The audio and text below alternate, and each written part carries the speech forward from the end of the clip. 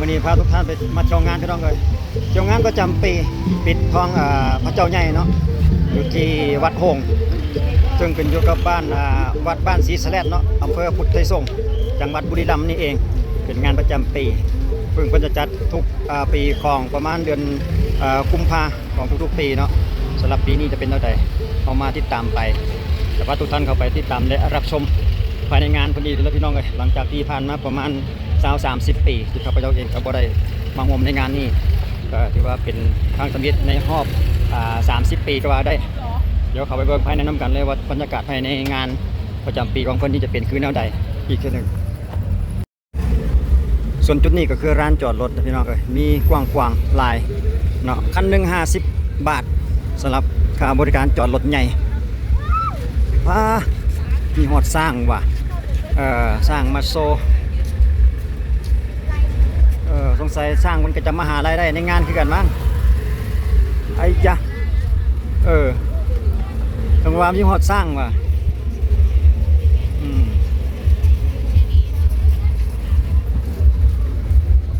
อยู่ในช่วงระหว่างใกล้จะ4 โมงแล้วพี่น้องเอ้ยบ่าย 3 โมงบ่าย 3 โมงครึ่งในเวลานี้เนาะเดี๋ยวเราไปเบิ่งบรรยากาศภายในงานนำกันเลยรถตอรี่ก็มีทางด้านนี้เอามาเบิ่งสังเกตเบิ่งช่วงบ่ายๆว่าคนจะหลายซ้ำใดสำหรับมื้อนี้ก็เป็นมื้อคืนวันสุดท้ายเนาะคืนสุดท้ายสำหรับงานบุญปิดทองพระเจ้าใหญ่วัดหงส์เนาะเดี๋ยวเบิ่งสร้างกันแป๊บนึงพี่น้องอยู่ทางด้านหลังเฮานี่สร้างย่างตามหลังหลังจากหลาย10 ปีพี่น้องประมาณ20 หรือ3 ปี30 ปีผ่านมาที่ว่าข้าพเจ้าเองบ่ได้มารวมในงานปิดทองพระเจ้าใหญ่เนี่ยเนาะวัดหงส์เดี๋ยวครับคลิปวิดีโอนี้ข้าพเจ้าจะพานำเที่ยวภายในบุญประจำปีอยู่ทางที่อำเภอพุทธไทยสงฆ์เนาะบ้านศรีสะแลดอำเภอพุทธไทยสงฆ์จังหวัดบุรีรัมย์อีกเช่นหนึ่งสำหรับงานนี้เป็นการจัดมื้อนี้ก็ถืออยู่กับวันคืนสุดท้ายถืออยู่กับวันที่7 เดือนกุมภาพันธ์ปี2026นั่นเองเริ่มตั้งแต่วันที่1งานเพื่อนพี่น้องเลยเริ่มตั้งแต่วันที่1จนฮอดวันที่7เนาะก็คือมื้อนี้นี่เองเป็นคือมื้อสุดท้ายคนหลายขนาดช่วงบ่ายๆยัง4 คนกันหลายพี่น้องเลยรถตอรี่ตอนนี้ก็รู้สึกว่าจะเต็มแผงสำหรับทีมงานมาจากเราเขาก็มากับเมียพาเมียมาเที่ยวชมไปนำมีสินค้ามีของขายหลายสำใดราคานำมะขามบานสินค้าทุกอย่างเพิ่นจะติดราคาไว้เป็นที่เรียบร้อยอันดับแรกเขาจะมุ่งไปที่วัดเพื่อจะไปปิดทองพระเจ้าใหญ่อยู่ใส่ก็คือกันพี่น้องเอ้ยบ่แตกต่างกันบ่ว่าแต่อยู่ไทยหรืออยู่ลาวก็เกี่ยวกับเป็นงานแบบนี้เพิ่นจะมีของขายอาหารการกินทุกสิ่งทุกอย่างจะมีลักษณะเดียวกันนี่หมดเลยอันนี้คิดว่าน่าจะเป็นแบบซูชิเนาะซูชิโอ้ก่อนใหญ่ดีเถอะวะงามบ่พี่น้อง10 บาทชิ้นละ10 บาทสุดยอดเลยนี่สงสัยไข่กระปูไข่กระปูเอาเบื้องต้นอาหารการกินเป็นน้ำพี่น้องเพราะว่าเขากำลังย่างเข้าไปในจุดที่ว่าเป็นปิดทอง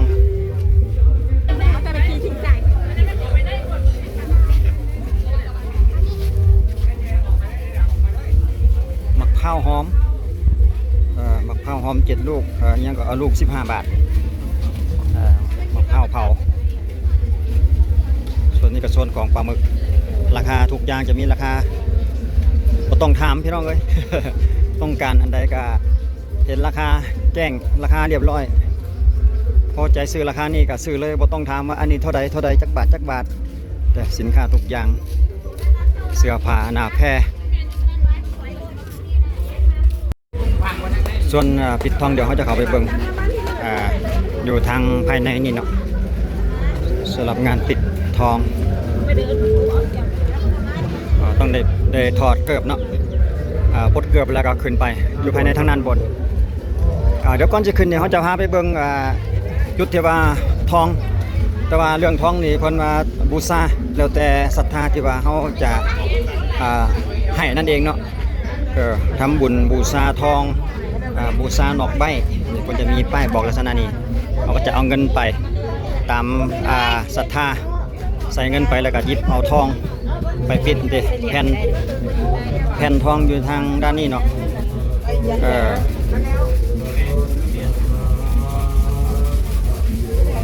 เป็นลักษณะนี้เนาะมีทั้งดอกไม้และมีทั้งทองเอาจากแผ่น3 แผ่นติด3 จุด ติดตามจุดของพระพุทธรูปเนาะเขาต้องการจุดใดเอาจากแผ่นเอาไปเพื่อเอาไปเพื่อติดหลายจุดเอาหลังจากเขาได้ทองแล้วก็จะขึ้นไปทำการปิดอยู่ทางด้านบนเดี๋ยวเขาจะพาไปเบิ่งวิธีการปิดอันนี้ไม่ยังนี่เท่าเงาะว่ะโอ้นั่งอยู่ทางด้านเขาทางด้านนี้เลย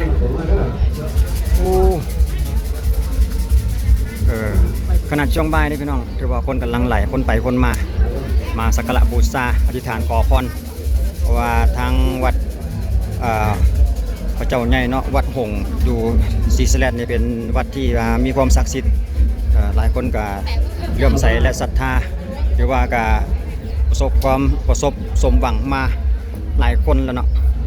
สำหรับการมาอธิษฐานขอพรนั่นเองเดี๋ยวเราจะเข้าไปภายในเพื่อนก็เป็นสีทองนะพี่น้องเพิ่นก็มีหลายองค์ให้ติดสมพงษ์เพิ่นเอาทองแผ่นทองมาหลายแผ่นนั่นเองเนาะลักษณะนี้เนาะอธิษฐานก่อนอธิษฐานขอพรแล้วหลังจากนั้นก็ไปปิดทองนั่นเองลักษณะการปิดเพิ่นก็จะปิดตามจุดที่ว่าเฮามีความบ่สบายเนาะเก็บเป็นอะไรนึงเฮาก็ติดตามจุดนั้น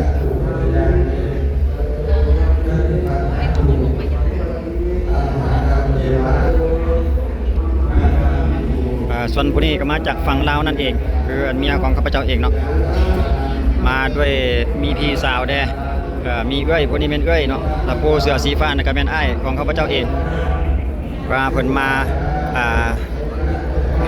ทำบุญอยู่ที่วัดดังกองจังหวัดบุรีรัมย์นี่เอง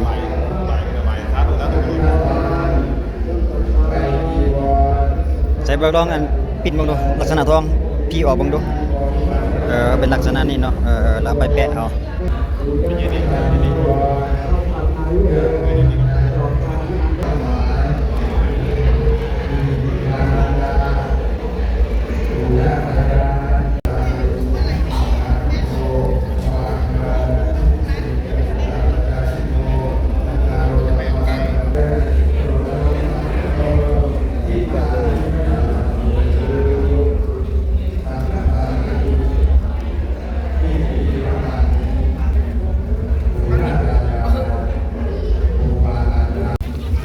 ส่วนภาพโดยรวมอยู่ภายในสินทางด้านนอกจะอยู่ลักษณะนี้พี่น้องคนไปคนมาอยู่ตลอดเวลาเพราะว่าจะเป็นยามมื้อเย็นหรือยามมื้อคืนเนาะภายในคืนสุดท้ายนี่คนจะแน่นเป็นวิธีการแสดงนั่นเองโอ้เป็นยังไงโอ้ได้บ่เนาะเป๊ะป้าแม่นขนาดเว้ยสุดยอดเลยนี่มีเงาะป่ามาโซลีลาการแสดงนั่นโอ้ระวังเด้อบรรยากาศอยู่ใกล้เด้อข่อยสุดยอดอันยังไปบ่พอเท่าใดอยากแล้ววะ เมื่อยยังแล้วก็อยากลูกหลานเหลนมานำนี่อาหารการกินพี่น้องเลยหลายสิ่งหลายแนวหลายสิ่งหลายอย่างยาวเหยียดเลยโอ้คนนี้ทีมงานคอยทำความสะอาดไปนำนะพี่น้องสุดยอดบ่เทศบาลแผนกทำความสะอาดแต่ละมือแต่ละเว้นนี่เพิ่นก็เก็บกวาดไปนำมาสั่นไปสุดยอดเลยผู้จัดงานนี่เด็ดผู้นี้ก็สุกล้อไปตามหลังสั่นได้สุกล้อเก็บขยะเก็บยางไปแต่ละมือเกาลัดอันนี้เขาเจ้าครัวแม่นบ่เกาลัดเพิ่นว่า แบบนี้มั้งเกิดมาเกาลัดน่ะอันนี้ก็เกี่ยวกับแมลงเกี่ยวกับแมลงแมงทอดสุดยอดเลยมีแต่เนี้ยเป็นตาแซ่บพี่น้องเอ้ยผมจักสิเบิ่งอันใดดี ส่วนมาถึงจุดนี้ก็คือทางด้านร้านเวทีการแสดงแต่ละคืนจะอยู่จุดนี้เนาะอันนี้ทางประตูโค้งเข้าของเพิ่นทางด้านหน้าเพิ่นก็เขียนว่างานเทศกาลปิดทองพระเจ้าใหญ่ปีที่81นั่นเองเนาะเป็นครั้งที่81ก็ว่าซั่นต่อไป81ปีผ่านมาแล้วก็ว่าได้สำหรับรายการแสดงของนักแสดงของเขาก็จะมีประมาณนี้แล้วข้าพเจ้าจะให้เบิ่งคร่าวๆกันพี่น้องนี่ตารางจัดงานของเพิ่นนี่อ่านเบิ่งก่อนเพิ่นเริ่มมาตั้งแต่วันที่1พี่น้องเลยจัดงานแต่วันนี้มื้อนี้วันที่7คืนสุดท้ายเบิ่งวันที่1กับมนแคนแจนคูณปะทะใหม่พัชรีวันที่2กับรำใจไหทองคำวันที่3เสียงมี6นกพงศกรวันที่4กับปฐมบันเทิงศิลป์วันที่5กับระเบียบวาทศิลป์วันที่6กับอีสานนครศิลป์วันที่7คือมื้อแรงนี้หมอรำใจเกินร้อยบอยสิริชัยเจอกันในมื้อแรงวันที่7คืนสุดท้ายนั่นเอง7มื้อ7คืนสำหรับงานเทศกาลปิดทองพระเจ้าใหญ่อยู่ที่วัดหงส์วัดบ้านศรีสะเลดอำเภอพุทธิสงฆ์จังหวัดบุรีรัมย์นั่นเองแต่เขาจะเข้าไปเบิ่งภายในร้านจัดงานสำหรับวงดนตรีหัวแดงเกี่ยวกับบอยสิริชัยกว้างๆเลยพี่น้องเดี๋ยวเขาจะเข้าไปเบิ่งทางคณะเพิ่นเตรียมงานซะก่อน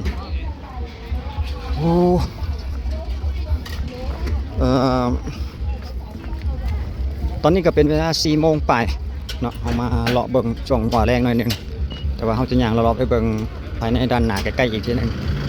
ทางด้านหน้าเวทีไปเบิ่งเวทีของเพิ่นถึงกำลังจัดเรียงเตรียมเพื่อจะเปิดคอนเสิร์ตภายในคืนนี้เองคืนวันที่7นี้เองเนาะสำหรับมื้อนี้ก็วันที่7เดือนกุมภาปี2026ให้ทุกท่านได้เบิ่งวิธีการแสดงต่างๆของเพิ่นอีกทีหนึ่งนักร้องนักรำหรือจังได๋เนาะผู้มานั่งถ่านั่งเบิ่งคั่นน่ะสงสัยมานั่งรอจองปูสาดถ่าแล้วก็มี อันนี้คือการจองบนนั่งนะพี่น้องเอ้ยนี่ที่เขาปูสาดไว้ลักษณะนี้เนาะเอาก้อนหินเอายังเต็งไว้บ่ให้มันติวนั่นเองผู้นั่งเฝ้าเจ้าของเพิ่นก็มีขนาดรถเวทีเพิ่นขนของมาเพิ่นก็ยังปูสาดรถกล้องหยังก็มีไว้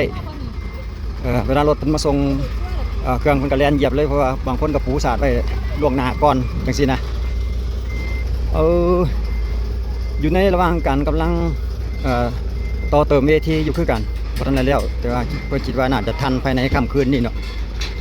ทางรถวงดนตรีเพิ่นก็มานี่ใจเกินร้อยบอยสิริชัยแรงเจอกันเวทีคนที่น้องเอ้ยยิ่งใหญ่อลังการงานสร้างแท้ๆสุดยอดเลยระบบเครื่องเสียงแต่ว่าเว้าพื้นสถานที่ซ้ำนี้นี่บ่ให้เว้าและคนนี่นะรับรองแน่นเอียดแน่นอนขณะสังเกตเบิ่งศาสตร์ทางด้านหน้าเวทีปูจองกันแซวสะเลยทางด้านนี้นี่ธรรมดาพี่น้องเอ้ยกับบอยสิริชัยนี่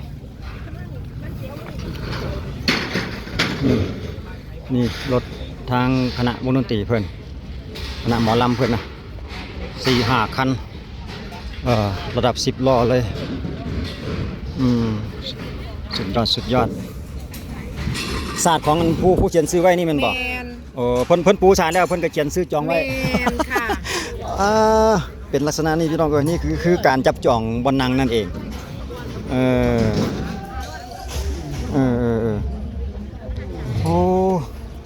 เป็นแบบนี้นี่เองพี่น้องเอ้ย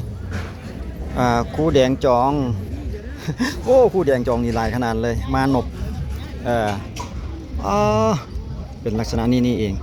การจองบนนั่งทางด้านหน้าเวทีบางคนก็มีซื้อไว้เขียนซื้อไว้น้ำสารเลยก็มี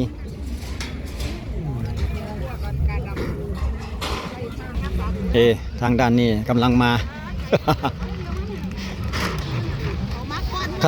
นาดมาตะเวียนได้ดิแม่นบ่ขนาดมาตะเวียนก็ยังอัน เออเพิ่นว่ายังไก่ผดมาบ่ทันเก่าว่าซั่นเด้เพิ่นจมว่าโอ้คือไก่แท้ว่าซั่นเด้กระดานมาแต่เว้นตัวนี้4 โมงปลาย4 โมงกว่านี่มาเตรียมสารมานี่ปูจองยังบ่พอใจว่าอยู่ไก่โพดว่าซั่น ฝานนั่นเด้อพี่น้องเอ้ยเบิ่งแม่อ๋อส่วนโซนทางด้านนอกด้านข้างที่เราเห็นนั่นก็คือการขายของเกี่ยวกับอาหารการกินเนาะรอบๆทางด้านข้างสองฝากข้างเลยว่าซั่นต่อไปเพิ่นบ่ได้เปิดผาเพราะว่ามันยังตะเวนอยู่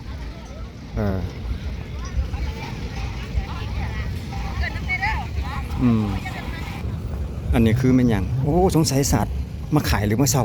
โอ้นี่ๆเพิ่นมีแบบนี้ก็มีอันนี้เพิ่นขายมาหรือว่าให้เซาขายว่าโอ้มีขายเพื่อว่าผู้อยากปลูกในงานนั่นเองแม่นบ่ม่วนเท่าใดก็ม่วนละ40 บาท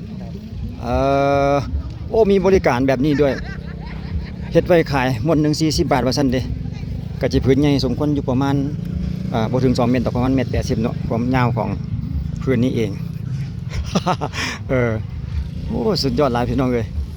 มีบริการโชว์กันมีแบบเป็นศาสตร์มันดอกตอนนี้จะเป็นศาสตร์มันบ่แม่นศาสตร์ผือเนาะผืนหนึ่ง40 บาทเป็นม้วนไว้เลยนี่เด้มีหลายจุดที่ว่าเพิ่นเด้ไปเบิ่งโต๊ะที่เพิ่นปูแล้วก่อนว่าจะใหญ่ซำใด40 บาทนี่สีชมพูนี่นะนี่แหละ40 บาทของเพิ่นได้แต่ซ้ำนี้จองซื้อเรียบร้อยกับโบใหญ่หลายแต่ละน้อยหนึ่งเนาะนั่งได้อยู่2-3 คนกับเพียงเท่านี้พี่น้องเอาบรรยากาศทางด้านหน้าเวทีที่ว่ามีการจับจองศาสตร์ให้ทุกท่านได้เบิ่งเตรียมที่ว่าจะเบิ่งคอนเสิร์ตในค่ำคืนนั่นเองก็ขอบใจทุกท่านในการติดตามและรับชมไว้เจอกันในคลิปต่อไปพี่น้องสำหรับคลิปนี้ขอบใจสบายดี